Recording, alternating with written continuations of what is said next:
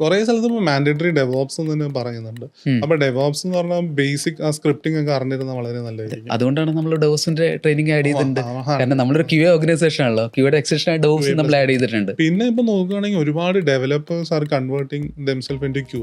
Q വരുന്നുണ്ട്. എന്ന് വെച്ചാൽ അവരെ കോഡിംഗ് നോളേജ് വെച്ച് ടെസ്റ്റിംഗിലോട് ഇൻട്രസ്റ്റ് ഉള്ള ഒരുപാട് ആൾക്കാർ വരുന്നുണ്ട്. അതെ, പിന്നെ അത് ഒരു ഭയങ്കര നല്ല കോമ്പിനേഷൻ ആയിട്ട് ഇപ്പൊ ഫീൽ ചെയ്യുന്നുണ്ട്. അത് ഇപ്പോൾ നമ്മുടെ ഒബ്സ്ക്യൂറിൽ എടുക്കുകയാണെങ്കിൽ 80 years ജാവ എക്സ്പീരിയൻസ് ഉള്ള കോളേജ് മേറ്റ് തന്നെ അങ്ങനെ ഒബ്സ്ക്യൂറിൽ വർക്ക് ചെയ്യുന്നുണ്ട്. ഒരുപാട് വർഷം ഡെവലപ്പർ ആയിട്ട് വർക്ക് ചെയ്തിട്ടുള്ള. അതെ, അതൊരു എന്തോ മെറ്റേണിറ്റി ലീവ് കരിയർ ബ്രേക്ക് കഴിഞ്ഞിട്ട് എൻ്റെ ഒരു കോളേജ് ഫ്രണ്ട് വന്നിട്ടുണ്ട്. പുള്ളിക്കാരി ആദ്യം എനിക്ക് ഐ നോ ദ കാൻഡിഡേറ്റ്, ഞാൻ പേര് ഇപ്പോൾ പറയുന്നില്ല.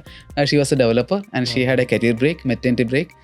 അത് കഴിഞ്ഞിട്ട് ഇപ്പൊ റീസെന്റ് നമ്മൾ നല്ലൊരു കമ്പനിയിലേക്ക് പ്ലേസ് ആയിട്ടില്ല. വളരെ നല്ലതാണ്. അങ്ങനത്തെ പ്രോഗ്രാംസ് ഒക്കെ ചെയ്യുന്നത് വളരെ നല്ലത്. അതെ, അതിനെ നമ്മൾ വിളിക്കുന്ന woman IT career reboot programme എന്നാണ് വിളിക്കുന്നത്. വളരെ നല്ല. എനിക്ക് തോന്നുന്നു നരൻ അന്ന് ഒബ്സ്ക്യൂറിൽ നമ്മൾ അസോസിയേറ്റ് ചെയ്യുന്ന സമയത്ത് അന്ന് നമുക്ക് ഈ ഒരു പ്രോഗ്രാം ഉണ്ടായിരുന്നില്ല. ഇത് റീസെന്റ് ആണ്. ഇങ്ങനെ അതേപോലെ നിങ്ങൾക്ക് ചെയ്യാൻ പറ്റുന്ന ഇപ്പൊ US-ലൊക്കെ ഞങ്ങളുടെ പഴയൊരു കമ്പനി വെറ്ററൻസ് അല്ലെങ്കിൽ മിലിറ്ററി സർവീസിലൊക്കെ വർക്ക് ചെയ്യുന്ന ആൾക്കാർ അവരൊരു ഏജ് വരെ അവർക്ക് വർക്ക് ചെയ്യാൻ പറ്റുള്ളൂ. അങ്ങനെയുള്ള ആൾക്കാർ ഇപ്പോ പഴയ കമ്പനിയിലെ കുറെ അങ്ങനത്തെ ആർമി വെറ്ററൻസ് ഒക്കെ വരുന്നുണ്ട്. പക്ഷെ അവർ നോൺ ടെക്നിക്കൽ അല്ലാതെ ടെക്നിക്കൽ റോൾ ഇഷ്ടപ്പെടുന്ന ആൾക്കാരുണ്ട്. അങ്ങനത്തെ ആൾക്കാർക്ക് എനിക്ക് തോന്നുന്നത് ഔട്ട്സൈഡ് ഇന്ത്യ അതൊരു ട്രെൻഡാണ്. ഔട്ട്സൈഡ് ഇന്ത്യ അത് അങ്ങനെ പഴയ കമ്പനിയിലൊക്കെ ചെയ്യുന്നുണ്ട്.